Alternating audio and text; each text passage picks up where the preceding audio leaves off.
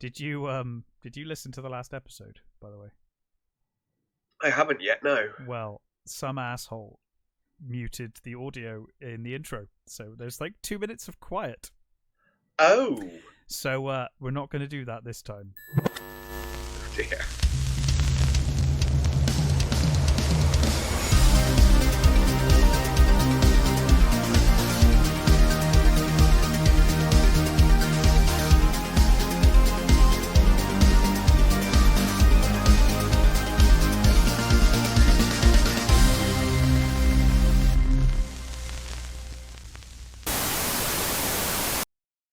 Hello and welcome back to The Movies Made Us Do It. Me and Matt are back, and this time there was audio in the intro, which is nice.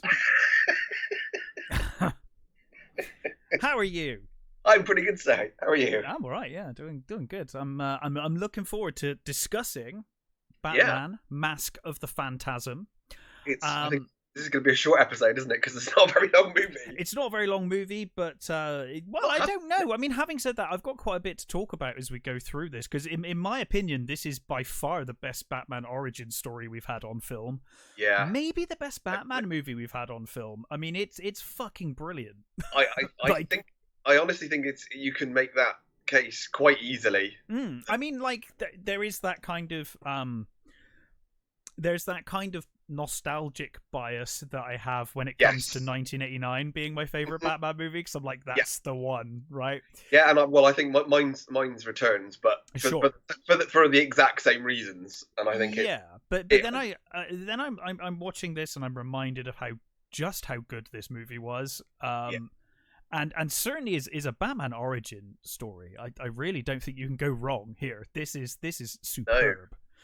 Well, I mean, it's based roughly on Batman Year 1 and Year 2. It's kind of a mix of Year 1 and Year 2. I was thinking that there is definitely some because you got, is it the Reaper in Year 2 or whatever it's called? It's very similar. Which is basically who they based the Phantasm on was the Reaper from Year 2, and I remember. I kind of like Year 2, by the way. That gets shit on quite a bit. I quite like Year 2. I was just going to say, I like Year 2, but Year 1... Oh, Year 1 is superb. And Year 2 is just a bit of a come down from Year 1. It is. You need to temper your expectations going into Year 2. It's not Dark Knight Returns, and it's not Year 1. It's just a story, but as a story, it's fine. You know. Yeah. But anyway, when did you first see this? Because I was a massive fan of the animated series growing up. But I don't think I saw this for a while. I certainly didn't see it in the cinema. No, well, I don't think it got a similar release over here. That explains it. So I think it was supposed to, right. And I think it did a couple of festivals and things over here, but I don't think it got a wide release in the cinema over here. Ah, that explains it. Yeah, it did in the States, but not over here. And I think one of my first jobs was working in a petrol station, and next door was a. Was it in the bargain bin? No. It was there was a car hire firm next door, and a guy that one of the drivers used to come in and Was he your dodgy DVD man? Not quite, but we got into a conversation about superheroes and stuff, and I found out he was a really big superhero fan, and he said, "Have you seen this yet?" And I said, "No." And he said, "Hang on, give me a minute." He went to his car and came back with a pirate VHS. Nice. And man, pirate VHSs. That takes me back to my anime days. Yeah, exactly. So I saw this first on pirate. Nice. I would say probably a year after it came out, maybe. Sure. Yeah. I think I saw this a lot later. Like probably DVD. By the time I saw it, I think obviously I'd seen the animated series loads as a kid and growing up, and then eventually I got all of the animated series on DVD, and then I got Mask of the Phantasm, started getting the movies after that, and obviously got Mask of the Phantasm. So I guess let's get into it, and right off the bat. Now, one thing I will say, I'm very, very, very thankful to this movie for not doing is chucking CGI everywhere. Yes. It does do it in the opening, and I think it's fine. It works fine. The cityscape. It's just buildings. It's just the buildings. And they're very square and but they are in the animation anyway, and that Exactly. animated So opening for the that's show. what I mean. That's why it Yeah. works well here. I think if it would have been the whole thing, Absolutely. it would have been the nightmare.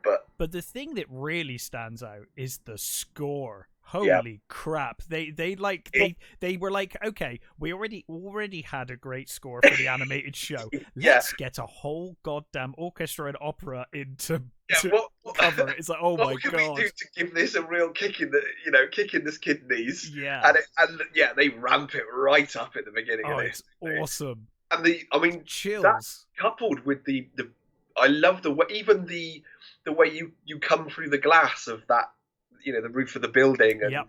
it all pans out, and then it just rises, and what a, yeah, I don't think I've actually seen this since the 90s, so it's been a long time since I've seen it, and as soon as it was like, it brings all the feels back, doesn't it? Yeah, definitely. One thing I have just noticed, I got the trailer playing here over and over on loop as we're doing this through Streamlabs, and I've just realized, we just finished our Halloween movies. This movie came out at Christmas, so it's actually this Christmas on the trailer. So we've started our Christmas movies. We've started today. Brilliant. So after that incredible opening, we open on a crime meeting. We've got this crime lord and his cronies. They're basically meeting in the city. I think Chucky Sol, I think his name is. Yeah, and I love it. As soon as he opens his mouth, it's like, it's Mr. Fatterman from Gremlins. Yes. Yeah. And also I should say, obviously this meeting, he's talking about laundering counterfeit bills through their casino, and then Batman turns up, and right off the bat, no pun intended, if you are a fan of the animated series, you will recognize the designs, but it is noticeably more detailed and movie quality, the animation in this movie. Which is nice because it's still faithful to the designs of the animated series. It doesn't look different. It's just more detailed. They've had more time to kind of make it more three-dimensional and more shaded, and it looks cool. It's always been one of my favourite things about the animated series is that they just kept this really amazing 40s aesthetic.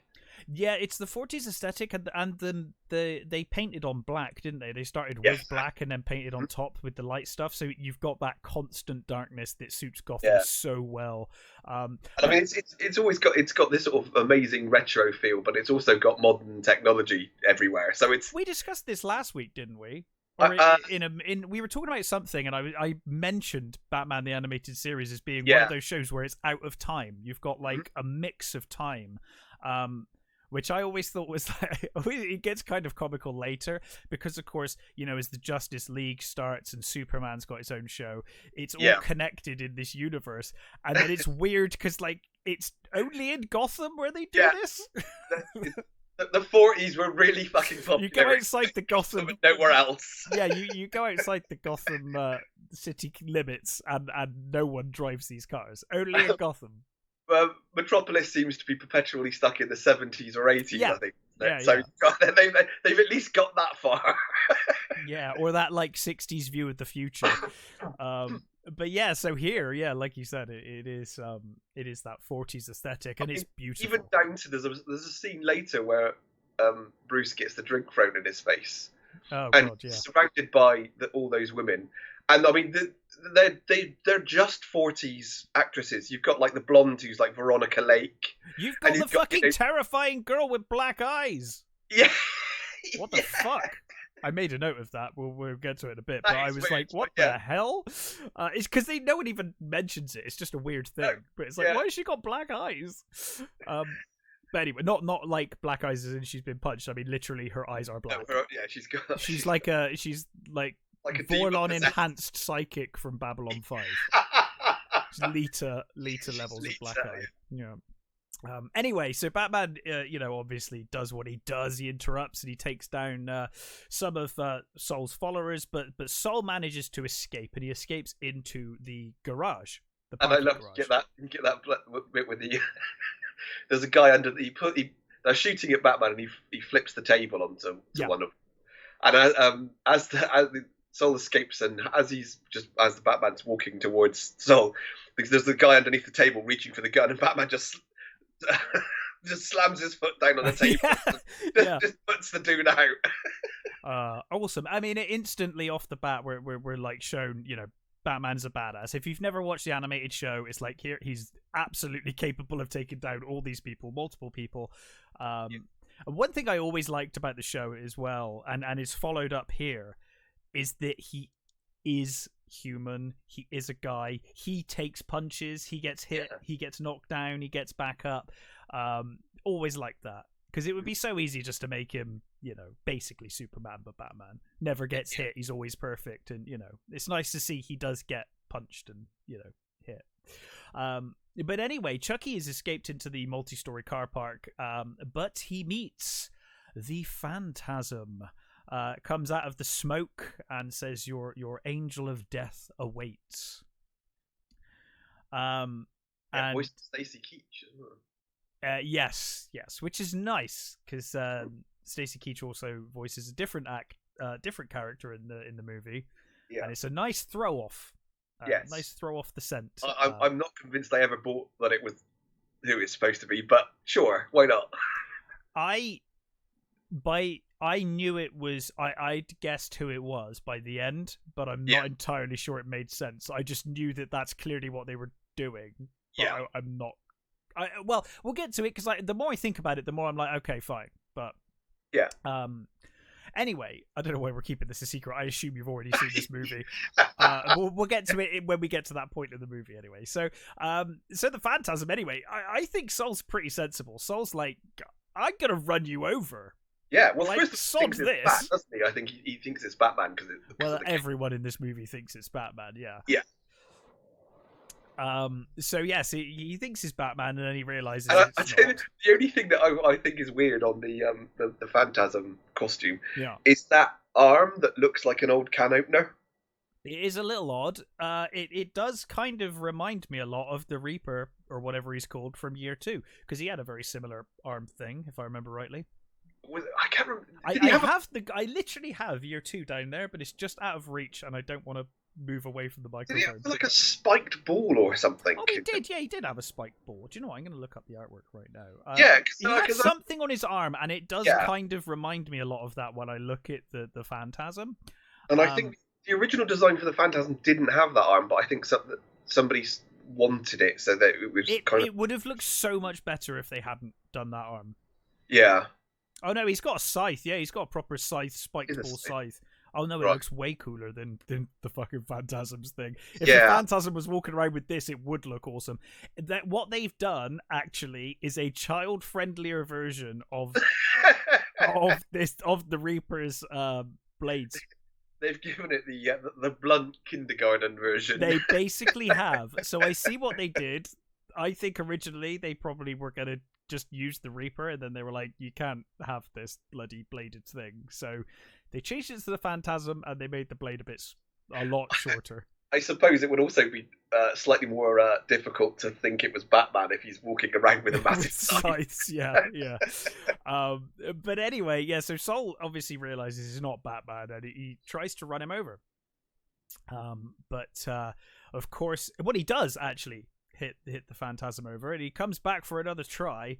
But as he does it, the Phantasm disappears into smoke and has tricked Sol into doing a Tomorrow Never Dies. No, the world is not enough. BMW out the window into the building opposite. I almost expected that German voice to be like, "Thank you for driving safely."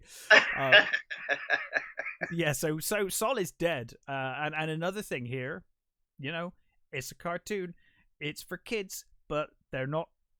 They're not hiding away from the fact people are dying in this film.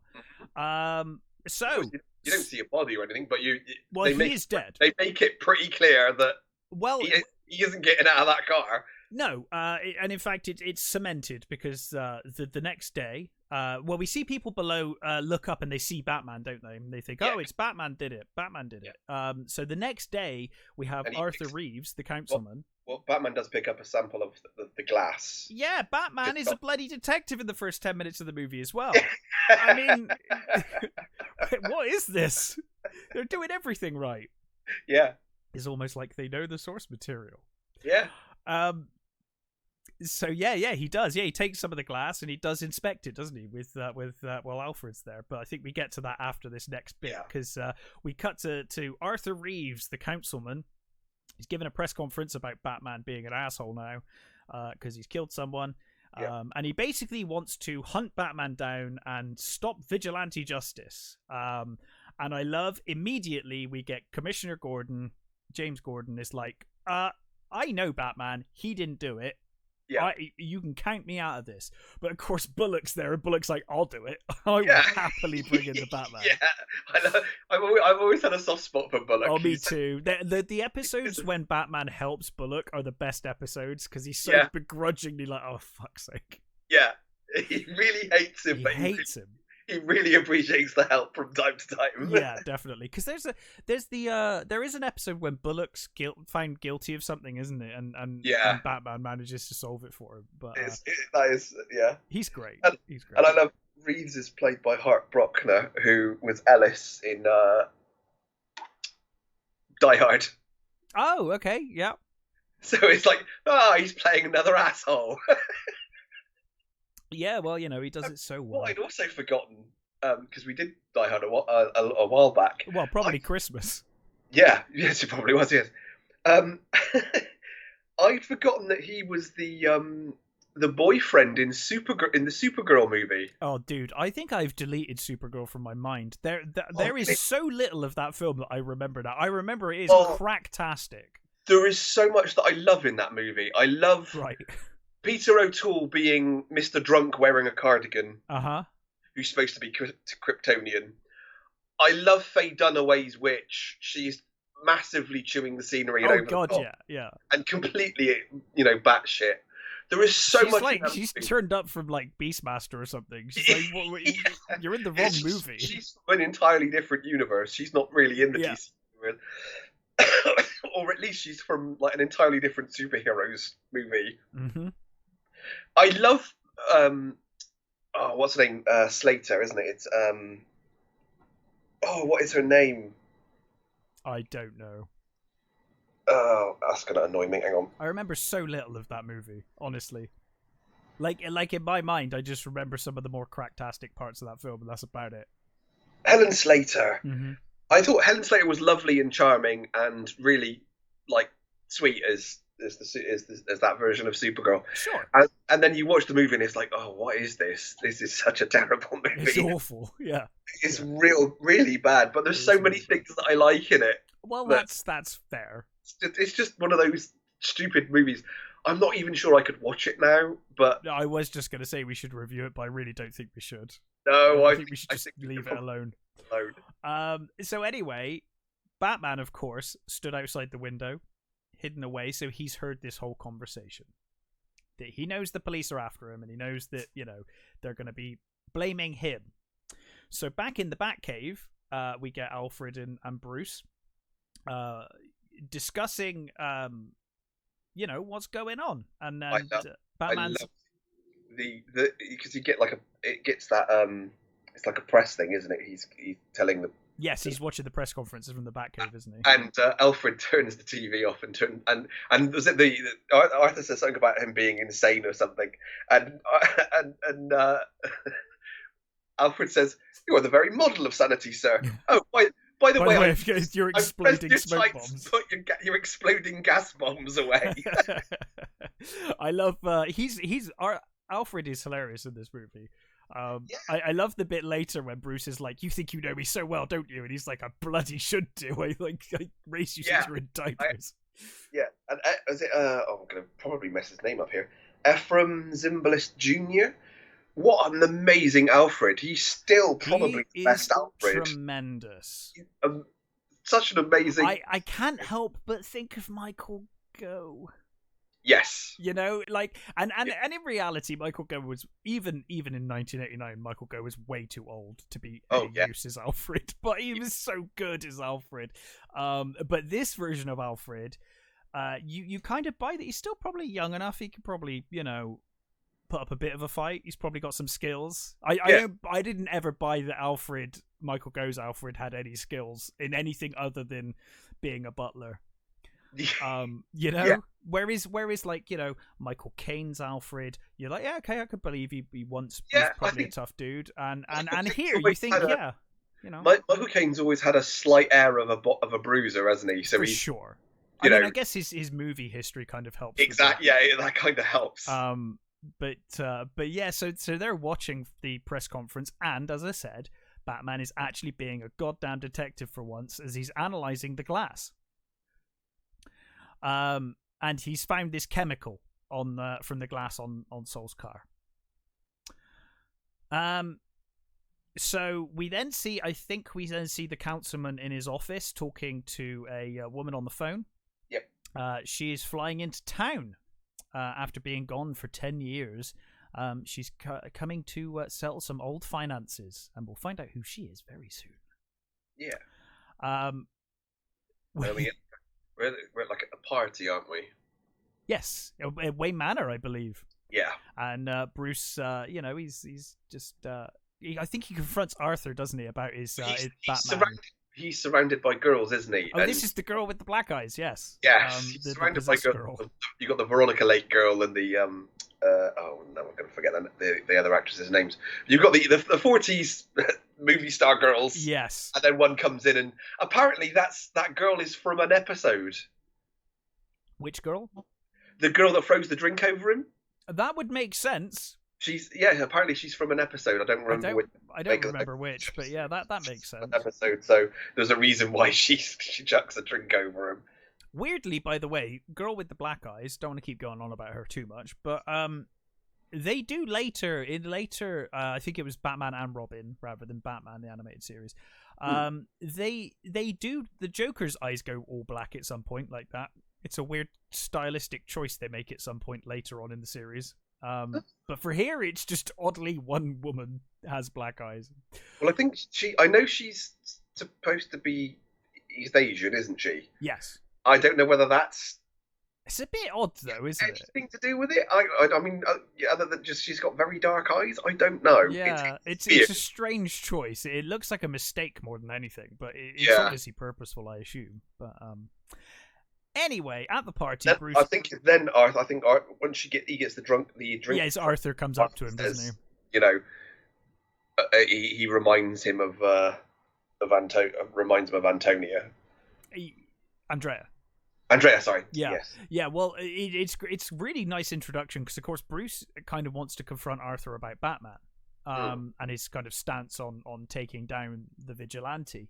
But Arthur, almost immediately comes back to him and is like talks about his love life and the woman from his past, Andrea Beaumont, the one that got away.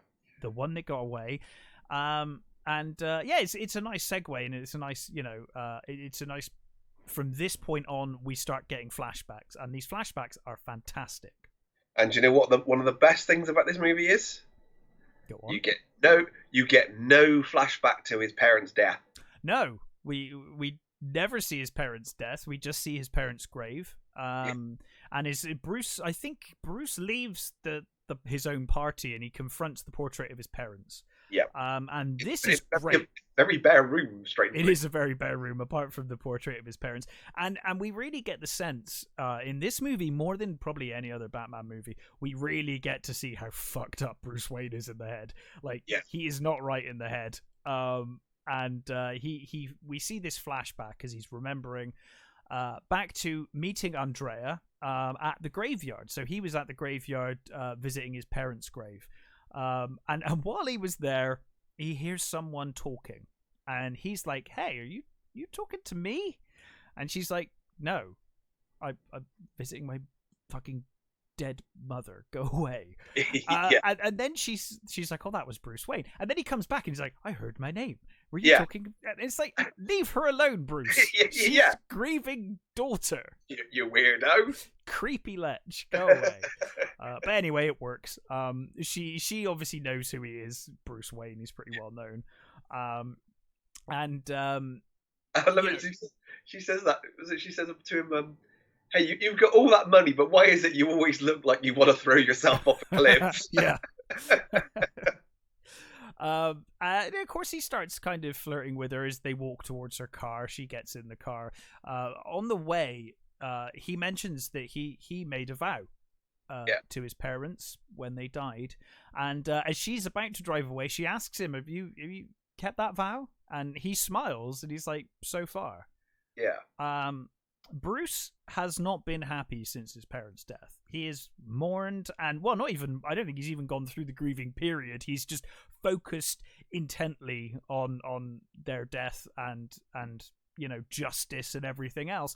And here I think we see the first time that Bruce is like, "Oh, there's some happiness, potential happiness here. I've met someone, But of course, Bruce is like, this is why I think this film is so well written. The parallels are great. So the first time he meets Andrea, that night is the first night he goes out fighting as Batman.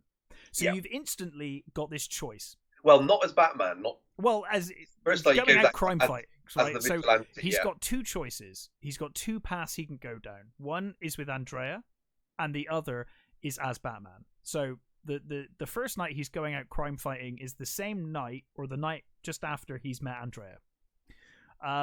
So we're seeing the path not taken, which I think is really nice in this movie. Yeah, I was gonna say Andrea voiced by Dana Delaney, who fantastic, great vocalist. She went on to do to be Lois Lane in the Superman series, and did a great job as that too. Yeah, and she's currently in Tulsa King, the Sylvester Stallone series. I'm hearing good things about that. I've not checked out yet, but so. Yeah, I am hearing good things. So yeah, Bruce, I guess he's just like, well, I'll just wear a leather jacket and put on a balaclava and off I go.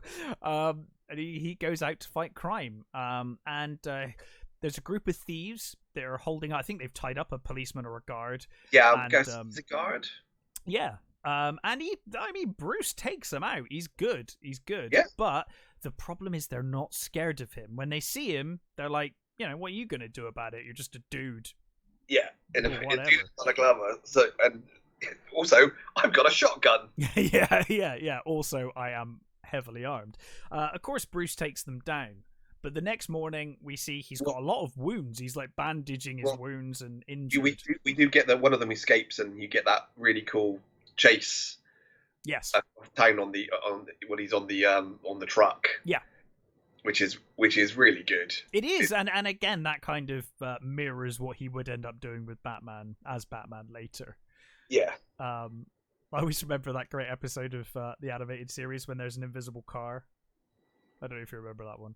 Oh, I don't remember that one. Oh, he jumps on top of the invisible car and it's like driving down the road, and then this guy sees him drive past. He's like, he can fly. Anyway, that was just an aside. But so the next morning Bruce is bandaging himself up. He's obviously got quite injured. And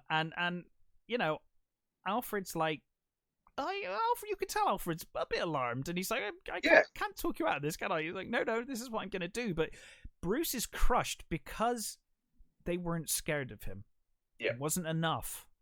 And he couldn't, as a result, he didn't feel like he could control the situation properly because they weren't afraid of him. Yeah.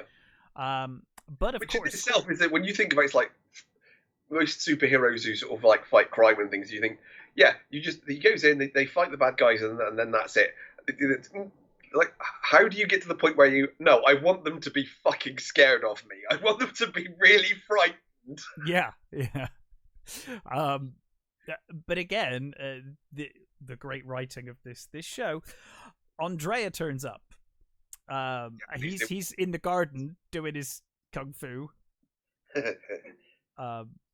I think, or taekwondo. I can't remember what it was.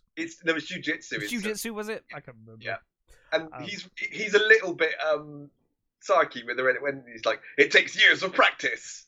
Yeah, and then she takes him out. Yeah. And that impresses him. You can tell immediately. He's like, "Oh, okay." Yeah. Like, cool. And they have a little romantic tussle. Yeah, and we kind of see that they they begin a romantic relationship at this point. So we She got does say to him when she turns up, she's like, "How come you didn't call me?" It's like, do everybody you meet call you? I she's mean, like, usually. yeah, But and again, as we leave this flashback, we see, you know, he's starting on a different path here. His crime fighting career's just started, but he's going to go with the romantic relationship. And I love this. Is this the first scene where we start getting this? Happens a couple of times in the movie where Alfred comes in with drinks and sees them kissing and turns around and walks back out again. Yeah. But yeah, so we see he's, you know, maybe he's going to go the romantic option rather than the fighting crime option. Yeah. But of course we're back to the party in the real world. And we then see a different crime lord, Buzz. He is visiting the grave of Chucky Sol, the guy from the opening.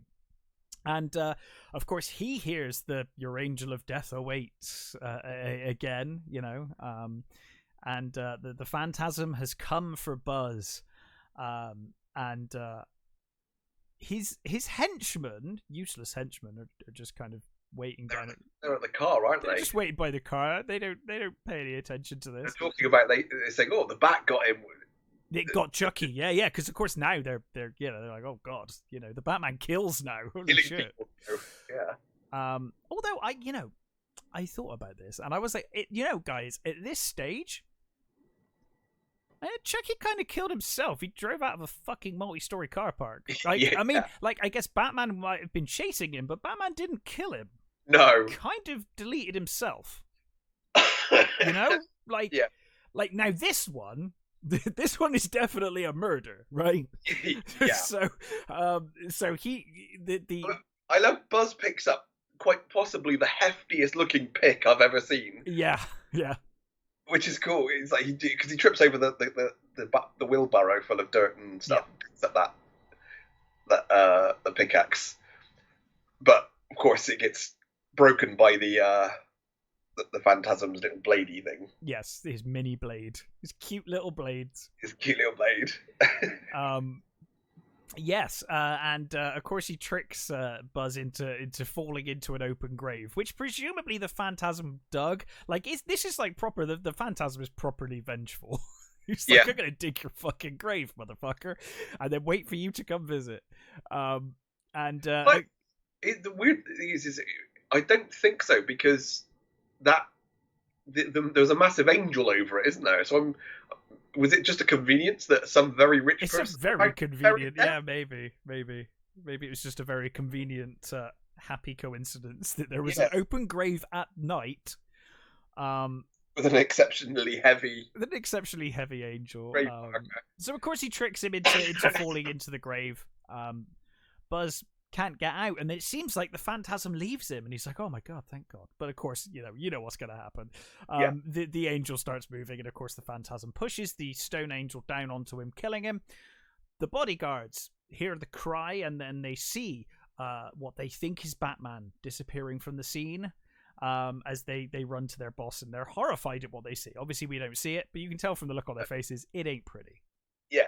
You get them looking down into the grave. It's like, oh dear, we fucked up. So anyway, Salvatore, an elderly. I always think about that sort of thing. When what do those poor bastards do after that? It's like, oh shit, our boss is dead. Oops. Do we just walk away? Yeah, I guess. Like, I guess we'll just go work in Tesco. Or something. I don't know.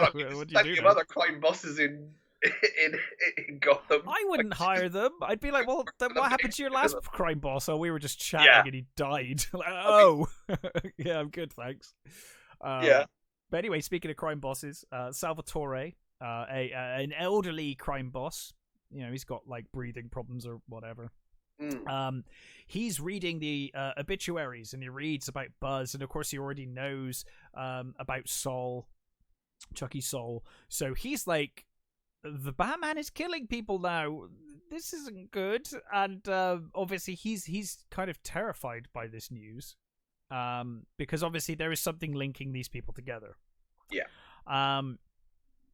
Arthur, in the meantime, has basically become real sort of, fanatical against Batman.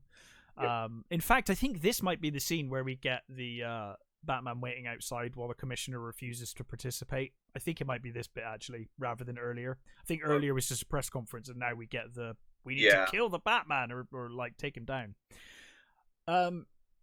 So you get Bullock and him on the roof, don't you? Yeah. With the they're like, yeah, he usually shows up by now.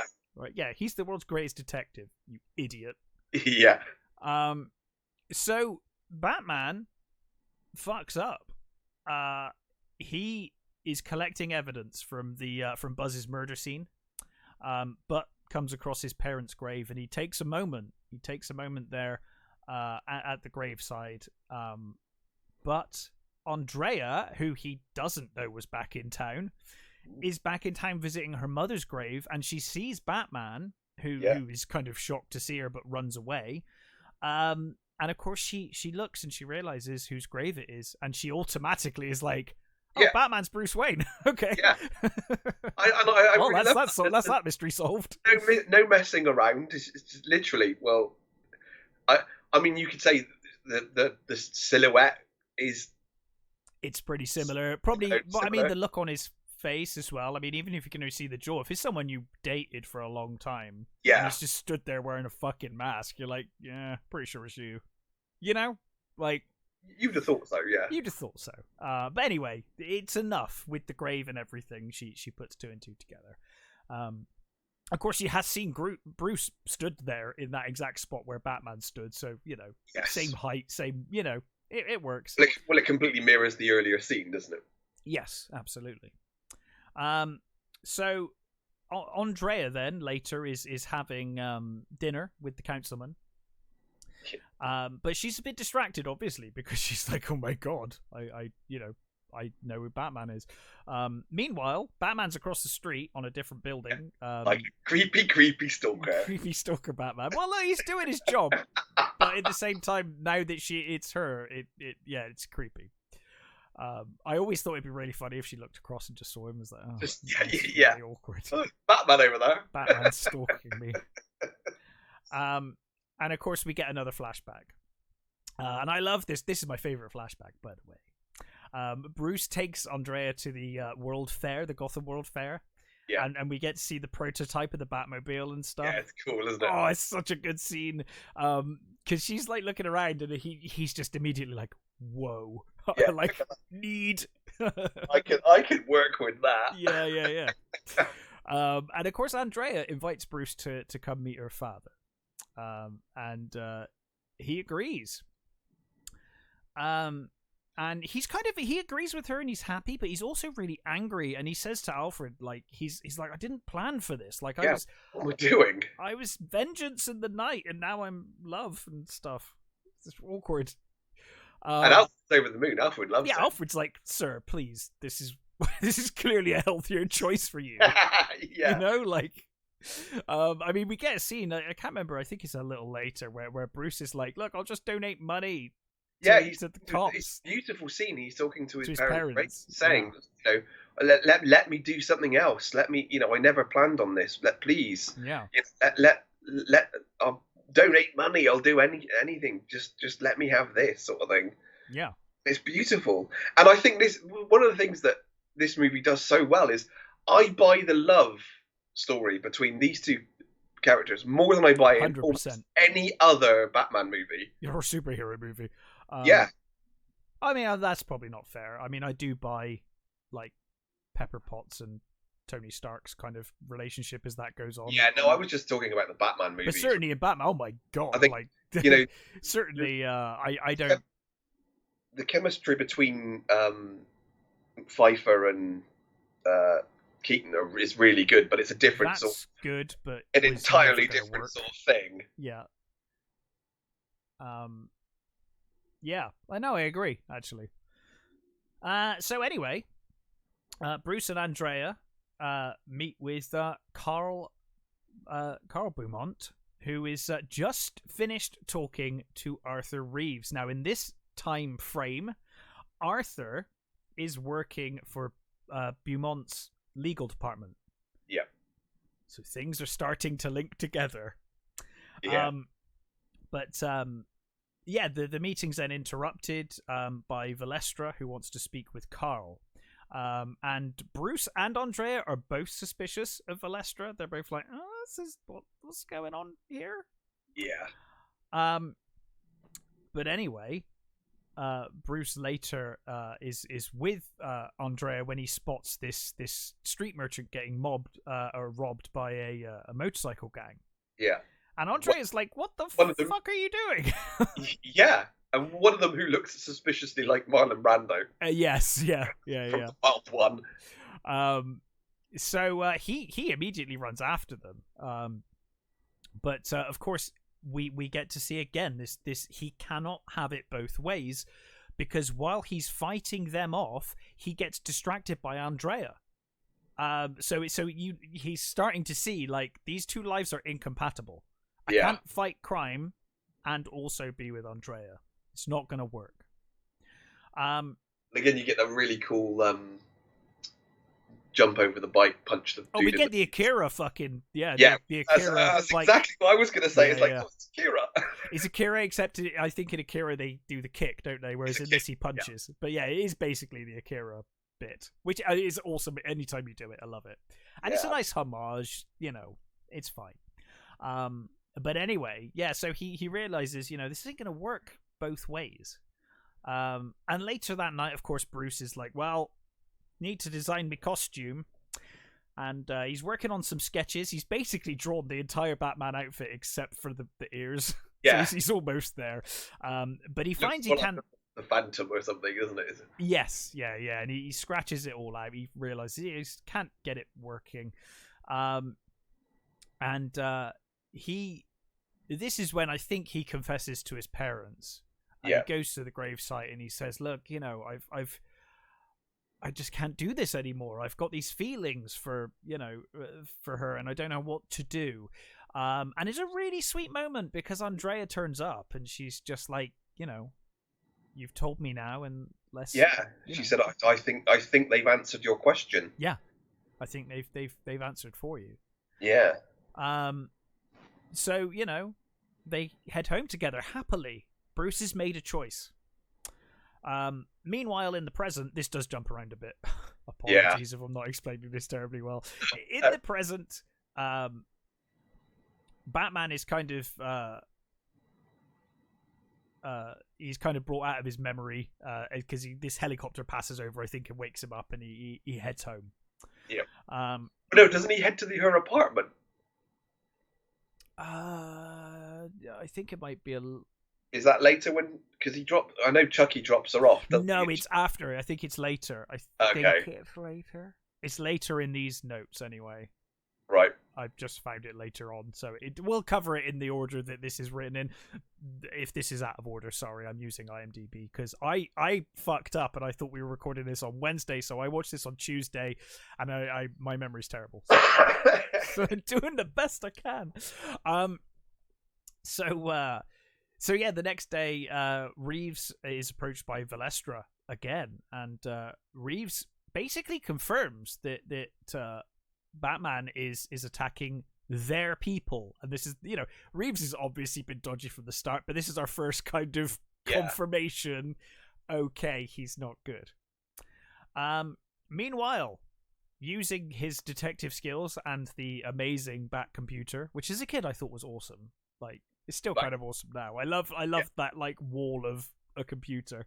Yeah. Again, it's very 40s 50s tech, which is cool.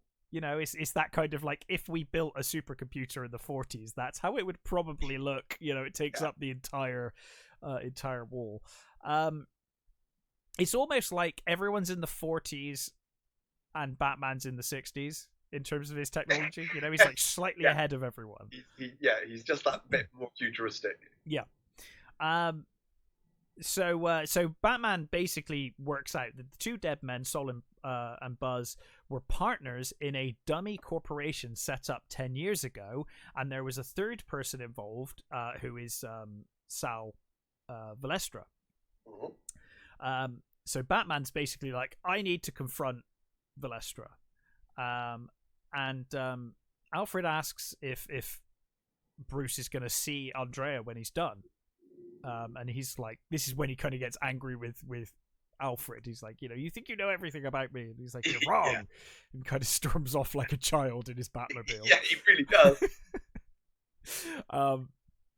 So Batman heads to Valestra's office, and he finds a photo of Carl Beaumont with Valestra and the two dead men. So, of course, he's now linked everything together. Things are starting to come together. We have seen a suspicious-looking, angular-faced gentleman with them too. Yes, indeed. I think we first see him in the car when they're leaving the meeting with her dad, aren't they? He's in a car outside. Yeah.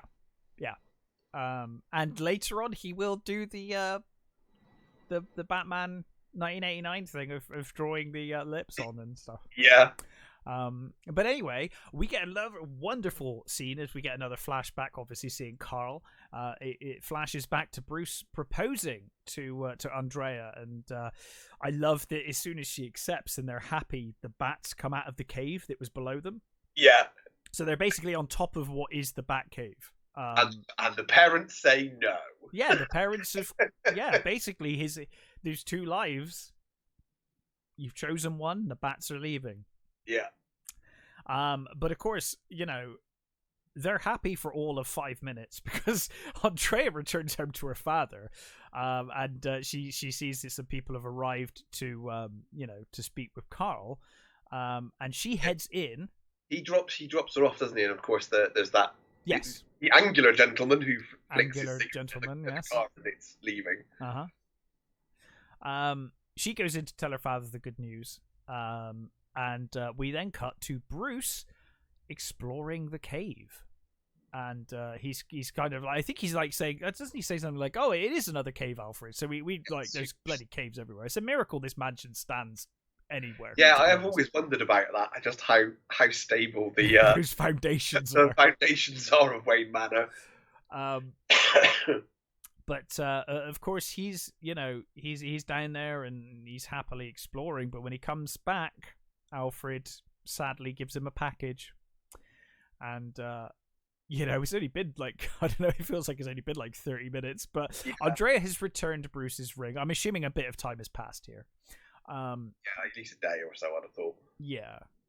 She's basically leaving town, and she encourages Bruce to forget her. And Bruce is clearly heartbroken, but in that heartbreak, he's like, okay, back to the plan. Back to my original, I've been sidetracked. I've lost myself in this. I need to get back to what I was meant to do. And for the very first time, he dons the bat suit, and we get this great, it's such an overreaction from Alfred, but it's so awesome at the same time. We get that music swell, and he turns and we see the back of Batman, and we just see Alfred's reaction. He's like, "My God." Yeah. And then of course we just see the eyes, because somehow putting that outfit on just makes his eyes go gives it the white eyes. Yeah, it's cool. I don't care. Brilliant. No, I've always loved the white eyes. Me too. I was so glad when they've done that before. It's like, it's good to see the white eyes. The white eyes are cool. Yeah, is it only the Batflick that's done it? Well, they did do it. They kind of did it in Dark Knight Return. Dark Knight. Oh yeah, with the future eyes. Which I never understood how that worked. It just seemed really disorientating and fucking confusing as hell. But fine. So anyway, he's Batman now. Meanwhile, Valestra has got desperate because people are dying that he knows. So he's like, well, I know this one guy who might be able to help me. It's probably a terrible idea, but yeah, I mean, you've got to be pretty desperate. Pretty fucking desperate to go and see that person, haven't you? Yes. So the thing I love about this scene, we get to see the World Fair now. Yeah. So we saw it as it was brand new early in the movie. Now we see it now. It's all dilapidated and falling apart. The Go Ham Fair. Yes. So we the park rides start to make noise, and then like Tommy gun fire basically destroys like 4 or 5 of these animatronic statues, and we realize, of course, it's Joker.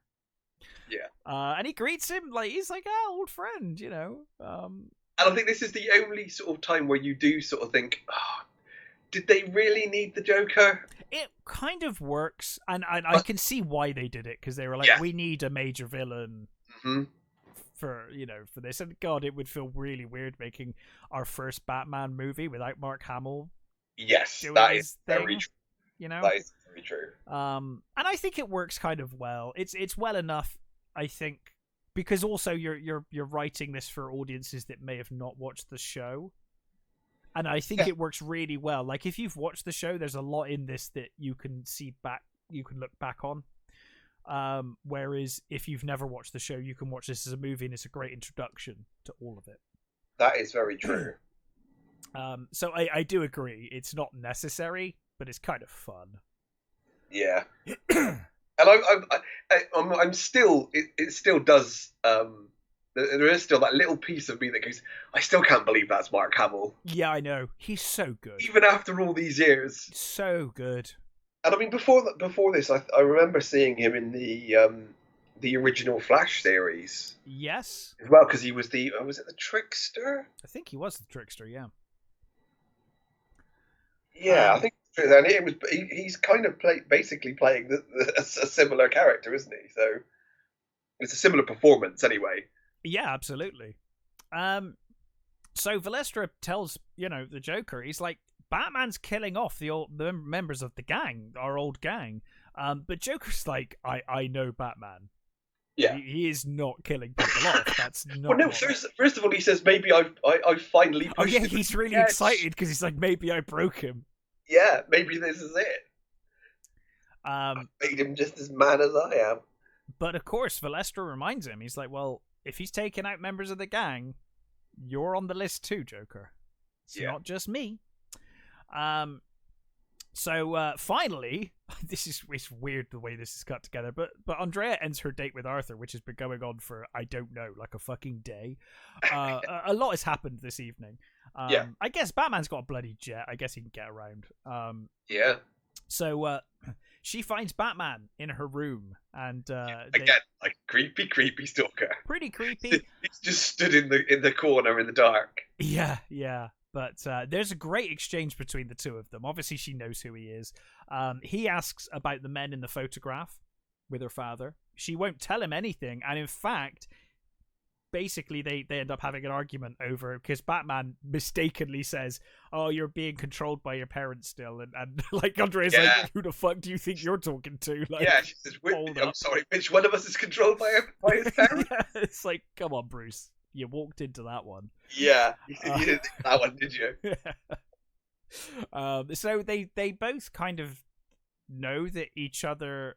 Well, they both have information that each other wants, but they're too stubborn to basically work together or figure it out. Later, Batman confronts the Phantasm on the rooftop, and we get a really exciting chase. This is I love this whole sequence. Yeah. So Batman's confronting the Phantasm.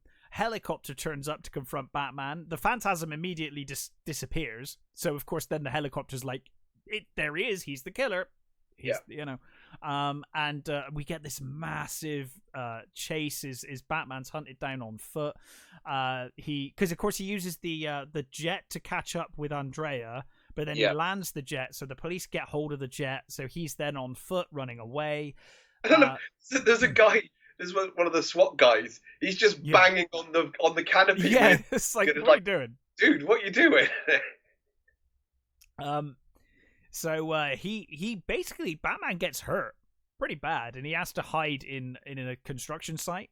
Yeah. And this is right out of, I think it's year one. It is. This is year one. Absolutely. Really great scene in year one. Yeah, absolutely. So we get there's an explosion as the police accidentally blow up the fucking place. Well, the fucking SWAT turn up, and they're the trigger happy machine gun. Yeah, they assholes. are. Well, you think dude, they're the city SWAT team. Yeah. And like, how long has Batman been around? They have wanted to fucking take this guy down for so long. They're like, this is my fucking moment. Like, ever since we started on SWAT, this is all I've wanted to do is take down Batman, and now I've got my chance. But even Bullock is like, Jesus Christ. Yeah, even Bullock has to admit. Yeah. Like, it's a bit much. Well, because I guess ultimately Bullock wants to find out who Batman is and take him to prison, not blow him up. Yeah, I think so. And there's probably a bit of Bullock this like, oh, I know he's probably a good guy, really. You know, just being an asshole. It's what I do. But yeah, so he I missed a bit. Which bit did you miss? I missed a bit. The Phantasm goes to Valestra's apartment before this, and we get the explosion with Joker. Oh, is that Joker thinks it's Batman, then he realizes it's not Batman. Okay. And so basically the Phantasm escapes from the bomb, and then Batman confronts the Phantasm after that. Sorry, it's my bad.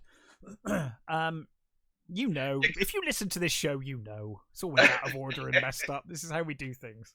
Because you, you're right. Because you get that the creepy Jokerized guy, and I love the way they do well, such it's Sal, isn't it? Sal's been given they do such a good job in the animated series of people that have been Jokerized. Yeah, just how awful and creepy. Yeah, totally. So yeah, Batman is survives the blast in the construction site, but he's messed up, and he does this awesome thing where he I don't know how he does this, but he looks like he's shooting his grappling hook, and then he basically, I guess he tied his cowl to the grappling hook. Yeah, to the graphic and to like a some sort of trellis or something, some sort of wooden. So it looks like Batman's taking off towards the helicopter, and these goddamn SWAT just obliterate it. Swiss cheese this cape and cowl, and it disappears. It basically disappears into nothing. It gets destroyed. And then, of course, you know, a maskless Bruce is running, and luckily for him, Andrea drives up. It's almost like she was in the area, and picks up Bruce, and they get away. She said she saw that on TV or something. Yeah, sure, okay. Yeah. Right. So anyway, they managed to get away from the police in the car, and you know, everything's out in the open now, so whatever. Alfred's there bandaging Bruce, and he's talking to Andrea. Obviously, she knows he's Batman. And she finally tells Bruce what she probably should have told him in the first place, is what happened the night he proposed to her. Yeah. And we see in a flashback that Carl was basically begging for his life in front of Valestra's men when Andrea walked in. And they're like, hey, we'll fucking murder your daughter too, you know, like. So Valestra basically, he manages to plead for one more day. Yeah, Carl begs for like 24 hours. He's like, I'll return the money that I've embezzled, and I'm sorry. And he's like, yeah, you will, or you will die, and your daughter will die. They leave, and of course, you know, Andrea is like, what the hell are you doing? He's like, we need to leave. We're leaving Gotham. I'm packing. We're getting the fuck out of here. And of course, she's like, I can't leave. I just got engaged. Like, I've just met the love of my life, and I'm engaged. And he's like, well, it's not safe for us, but we have to leave. And of course, we flash back to the present, and she explains to Bruce that, you know, her father did eventually pay off the debt. But basically by that point, I guess mob interest, Valestra's men is like, it's too little too late, you know, it's not enough. And of course Bruce now thinks that the man in the Phantasm costume is Carl. And of course it's the voice of Carl as well, which is nice, you know, it's nice. And he thinks he's killing off the gangsters to be free of the debt. We get another kiss between them, and Alfred's like awkward again. We even get a foot lift. We do get a foot lift. Yeah, we do. But of course, Bruce is like, I have to stop the Phantasm. That's my number one job right now. Of course, then horrifying revelation as Bruce looks again at the photo of Valestra and the Angular Man. Yeah. And he just so happens to have I don't know why, he just so happens to have a red pen on him. And with that red pen, he draws the lips, and he's like, "Oh my god, Valestra's former bodyguard is the Joker." Meanwhile, Reeves is I do like the fact that they never say who he is. They never give him a name. They never, no, we don't. Joe Chill or Jack Napier. I think the suggestion is that it's Jack Napier. It had to be a suggestion, didn't it? Because Nicholson's deal would have meant that if they ever used the name Jack Napier, they gave him fucking money. Yeah. I believe that's the deal he had, and that's why they never did it. They were always like, it's someone else's Joker, it's not him. Yeah. It's very different. Reeves is furious. He is fuming that Batman got away. But the Joker confronts Reeves and, basically just talks about what's been going on. They kind of they talk about it, and the Joker is like, no, I've seen who is killing these people. It is not Batman. It's someone else. And Reeves is like, what? It's not Batman? Like, then who is it? Because now he's like, oh god, I don't even know who it is that's after me now. At this point, but the Joker's clearly worked out who it is. Oh yeah, the Joker's figured. The Joker knows who it is. But of course, then the Joker doses Reeves with the toxin. Yep. Not enough to kill him, but he is hospitalized with like laughing fits, basically. Yeah. I love the doctors that are attending him. Like, going, please, counsel, control yourself. It's like, he's poisoned, right? Why do you keep saying? Yeah, exactly. Why do you keep saying control yourself? They're like it's his fault. Yeah. Yeah, it's like he's like, I don't know, like coughing or something, or sneezing. Like, how dare you sneeze? He's just doing it on purpose. Yeah, like he's doing it to annoy them or something. Anyway, Batman confronts Reeves and he tries to get some information from him. He gives the information, but he's laughing in between. He's kind of, he's... I do love his when Batman comes through the window and he's laughing. He goes, "Oh no!" He keeps laughing. It's brilliant. It is awesome. So basically, he gets the details. Reeves' connections to the Beaumonts, and basically, Arthur kept in touch with Carl while he was abroad, and it was helping him to set up funds. But Reeves asked Carl for help financing an election, and Carl refused. So Arthur basically took the sold out Carl to the mob. Yeah, is basically what happens. So this, I really do think this story is really nicely written and tied together. It is. It's really good. That's why it's genuinely probably the best Batman movie. Yeah, I mean, it's really goddamn good. Well. Meanwhile, Batman searches Andrea's apartment for clues and finds a picture. He finds the locket, doesn't he, with a picture of him and Andrea inside. And he realizes, okay, maybe what she was telling me was true. Maybe she did love me, and it was because of all this. The phone rings. And, of course, Batman answers it, and it's the Joker with another bomb in the apartment. Of course, Batman escapes, and he recognizes the design of the plane. It's kind of a distinctive World's Fair plane that came in to drop the bomb. So, of course, he's deduced the Joker's hiding place. He's hiding out in the ruins of the Gotham World Fair. Now, what I'm pretty sure has, now occurred in Batman's detective mind is that Andrea is the Phantasm. Yes. Because otherwise, why would the Joker be blowing up Andrea's apartment? Her house, yeah. So I'm pretty sure this is the point. We don't really see that, but I'm assuming this is the point where Batman realizes, oh, the Phantasm is her. Yeah. So we get one final flashback. We see Andrea returning to her father's new home with some groceries, and we see Valestra's bodyguard leaving. She runs in, screams in horror, and who would be the Joker? Basically, we see outside eating an apple from her groceries that she dropped on the floor and casually walking away. Even before he became the Joker, he was a psychopath. Yeah. Which is no surprise. Of course, the Phantasm approaches the Joker, but of course the Joker's like, "Hey, good plan. You did well, Andrea. I know who you are." He sets off a big fan thing, and she's like, "It's an engine, isn't it? It's like a jet engine or something." She's getting pulled towards it. I do love the interaction between the Joker and the robot Oh, the robot wife. wife chopping up, Yeah. up the baloney that when she turns up, which is quite funny. Yeah, they set that up earlier as well, didn't they, with the mob boss visiting. Yeah. Yeah, she takes off the mask and she's like, okay, you know who I am. Doesn't change anything, still gonna murder you. Yeah. But of course, yeah, the jet thing happens.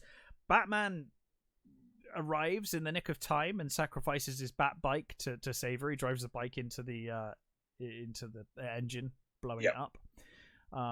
Just was a dodgy thing to do. It could have blown them both up, but never mind. I mean, they do. When they hit the deck, they do nearly get decapitated by flying bits of plate. Almost, yeah. It's like, congratulations, I saved you. You're going to be horribly mangled from shrapnel, but you lived. You might have cut you in half. But Yeah. you're still alive for now. So yeah, Batman saves Andrea, and obviously she is out for vengeance, and she says that's all she's got now. All she's got is vengeance. But Batman tells her, like, please leave. Let me deal with the Joker. The Joker's my jam. It's kind of what I do. Yeah. So the Batman and Joker fight. We get some great bits where, like, the Joker's disguised as a building in the model. That is brilliant. I you just see the tower moving around behind Batman. World's greatest detective. It's brilliant. Yeah, it's fantastic. But obviously, eventually, the fight starts a fire, and the World's Fair is burning. Andrea didn't leave. She grabs the Joker eventually, and she says that her crusade will never end, no matter what happens. But there's a huge explosion. Batman got away, but Andrea is assumed dead by Batman. Yeah, killed in the explosion. And I think they were thinking that was also going to be the end of the Joker as well for the cartoon. They think they were initially thinking that was it. They'd both be dead. Yeah, imagine that. Yeah. You can't get rid of Mark Hamill as Joker. Not from that show. He is like synonymous with that show, So later in the Batcave, Bruce, is obviously upset that he wasn't able to save Andrea. And Alfred quite rightly says, she might not have wanted to survive. There's a good chance she wanted to die. Yeah. She didn't want to be saved by you. Bruce sees like a glimmer off in the distance in the cave, and he runs and finds the locket from Andrea's apartment, which I'm assuming was left there as a clue to be like, hey, I'm still alive. I'm still alive. Yeah. And meanwhile, on a cruise, we see Andrea looking out to sea, and she says this sleazy guy comes up to her. I do love that guy comes out and he sees her and he like smooths his hair back. Oh, yeah. There's this sad-looking woman on deck. I'm in here. Yeah. She looks heartbroken. Time for me to make my move. So he walks up to her and he says, "Hey, doll," or something condescending. He's like, "Hey, doll, are you alone out here?" And she's like, "Always. I'm truly alone in the world." Yeah, it's like, whoa, okay. Yeah, and even his face drops. He's like, he's "I think I'll just leave you alone. That's too much emotion for me to deal with right now." Yeah, I'll go back to the party. Yeah, what an amazing fucking delivery though as well. Oh, it's such great delivery. I and obviously that brings the movie to an end. A fantastic film. Honestly, if you like Batman and you haven't watched it, I highly, highly recommend that you check out Mask of the Phantasm. I think plot-wise, it probably is the best Batman movie. Like, it's really well written. It's really well tied together. If you grounded it a little more, because obviously if it wasn't a cartoon, if it was live action, you'd have to ground some of this a bit more. Yeah. This works so well. It really does. So good. It's such a good. We've got an established Batman. We get a few great. The origin of Batman's story mixed with the love story is so much more effective. That two worlds and having to pick between the two, so much better than what we got in Batman Begins. I mean, I like Batman Begins, good movie, but I do think this is far more interesting. Mm-hmm. The weakest part, which you touched on, and I guess we'll touch on now as we bring this to an end, is Andrea being this phantasm? Yeah. I will I give it a pass because so much time has passed. Mm-hmm. And I'm like, okay, if she's gone away and done some Batman style training. Yeah, well, I think she's already established that she took buy Bruce that out. she's able to do it. I just buy. I think the only thing that is that you don't assume that it's her all along. I think that's the only thing. The movie tips its hat far too early. It's really obvious that it's her. Yeah. Early on, I agree. And I think both Paul Dini and Bruce Timm, who were the two dudes behind the animated series, and subsequently many other amazing Batman and Superman things, were so good. And this is proof if proof ever needed, is if you want to make a really good sort of Batman series or superhero series, hey, give it to people who really love it and really know what they're doing. Maybe Marvel has kind of lost their way with that at the moment. Did you see the thing recently when Marvel said that people knowing the comics is a red flag for the writing room? It's like, okay. Really? Yeah. That makes fucking sense, doesn't it? I mean, I understand sometimes that some people can be too close to the source, and that might not be good for it, but you've got to kind of write people who know what they're doing, surely. At least know a bit of the story. I absolutely agree. And I think they were fucking great. I think it says quite a lot about them, to be honest. Yeah, it does. And also, the Phantasm makes another appearance in Batman Beyond. There's an episode of Batman Beyond with Amanda Waller. Right. She's talking to Terry McGinnis, isn't it? Yeah. And she was planning on forcing him to be Batman. And there's a scene where he's leaving a cinema, very much like Bruce did. And Waller apparently had hired an agent to kill his parents to force him into being the Batman. And you see the Phantom. Oh, really? I don't think I've seen Phantasm.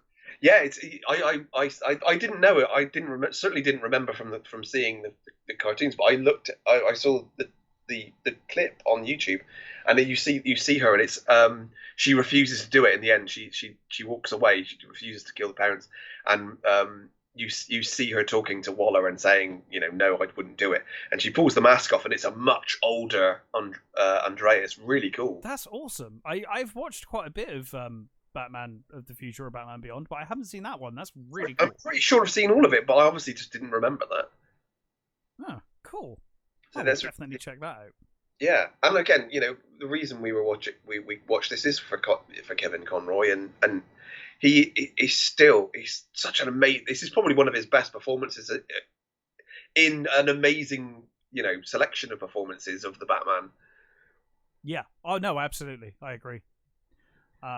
He's always been my favorite Batman. Yeah. I think he does the best Batman and the best Bruce Wayne. He's best of both. He's fantastic. But I've always said the same about Hamill. I think Hamill is my favorite Joker as well. Absolutely, completely agree. They always were that kind of, if those two are together, it's going to be a bloody good, And like I said, the other week when we were talking about, Hamill and Conroy, and Hamill said, when someone said, would you like to play the Joker again? And he said, he always say, is Kevin doing it? Because if Kevin's doing it, I'll do it. No argument. Yeah, sure, I'll do it if Kevin's doing it. Yeah. And yeah, they were just such an amazing, pair. Fantastic. Yeah, absolutely. And it's a real shame that Conroy's obviously passed, which is, I think, one of the reasons we were doing this, right? Yes. Real shame. I mean, I think he'd mostly kind of retired from Batman anyway at this point, but such a great voice actor and talent, and a real shame. I mean, I'm sure they would have brought him back for another one at some point. Maybe if they were doing another, I mean, there's always been talk of another Batman Beyond, so maybe he'd do the voice for the older Batman again. Yeah, he was so now good. He's closer to the age that the older Batman would have been. Yeah, absolutely. But anyway, that was Batman: The Mask of the Phantasm from 1993, I believe. Highly recommended from us. And, of course, we will be back next time with our usual, reviews. Seen a few things. But until then, stay safe, take care, and we will catch you next time. Bye.